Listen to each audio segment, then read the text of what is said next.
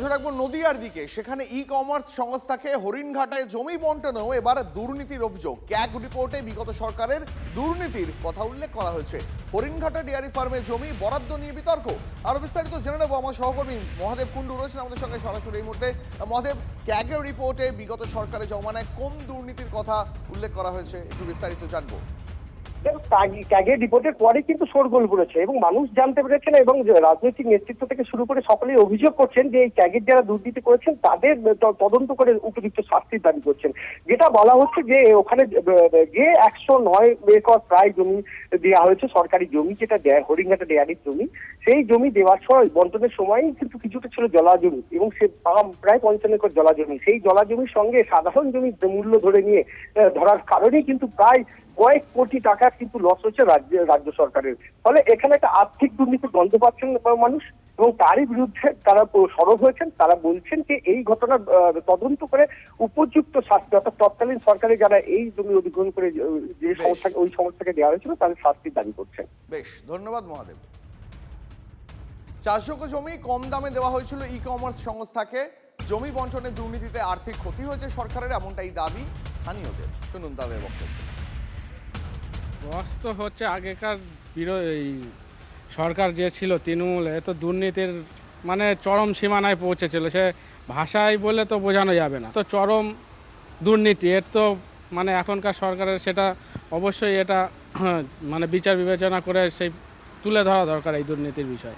উনি কম টাকার বিনিময়ে সেই জমিটা লিজে দিয়ে দিয়েছেন, তো সেইটার জন্য আমাদের যে জনগণের টাকা উনি মেরেছেন তার বিচার আমরা চাই।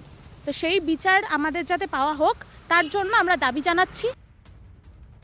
স্থানীয়দের বক্তব্য শুনলেন। জমি বন্টনের দুর্নীতির অভিযোগ সামনে আসতেই শুরু হয়েছে জোর রাজনৈতিক চর্চা। তৎকালীন যে সরকার ছিল তৃণমূল সরকার, তা আপাতমস্তক একটা দুর্নীতিবাজ সরকার। তার জন্য আপনারা দেখেছেন যে 4 তারিখের পর আমাদের ভারতীয় জনতা পার্টির সরকার প্রতিষ্ঠিত হওয়ার পর কিভাবে তাদের উপরে মানুষ বিক্ষুব্ধ, কতটা প্রতিটা রন্ধে রন্ধে তারা দুর্নীতি করেছে।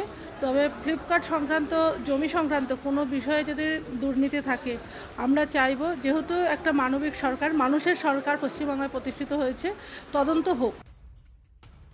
এই সরকারটা ছিল দুর্নীতিগ্রস্ত, দুর্নীতিটাই তাদের কারণ হচ্ছে এই কাজ যদি সে না করতেন তাহলে তার ভাইপো যে এখনকার যে সাংসদ আছেন অভিষেক ব্যানার্জি, তার পকেটটা ভরতো না। তার আজকে যে বিলাসবহুল বাড়ি গাড়ি যা দেখতে পাচ্ছেন, যা কোটি কোটি টাকার সম্পত্তি দেখতে পাচ্ছেন, এই কারণে এইগুলো ঘটেছে। জমি হস্তান্তরের ক্ষেত্রে অন্যায় হলে শাস্তি হওয়া উচিত বলছেন তৃণমূলের পঞ্চায়েত প্রধান। আমার এখানে আমি তো এসছি ধরেন নতুন, আমি এইসব বিষয়ে জানিই না। পঞ্চায়েতের পাশে হতে পারে আমাদের ফ্লিপকার্ট, কিন্তু ফ্লিপকার্ট নিয়ে আমার কিছু জানা নেই। যদি অন্যায় হয়ে থাকে তাহলে অন্যায়, কিন্তু আমি ওর ভিতরটা জানিও না কিছু। আমার পঞ্চায়েতের পাশে, কিন্তু আমি এইসব বিষয়ে জানিই না।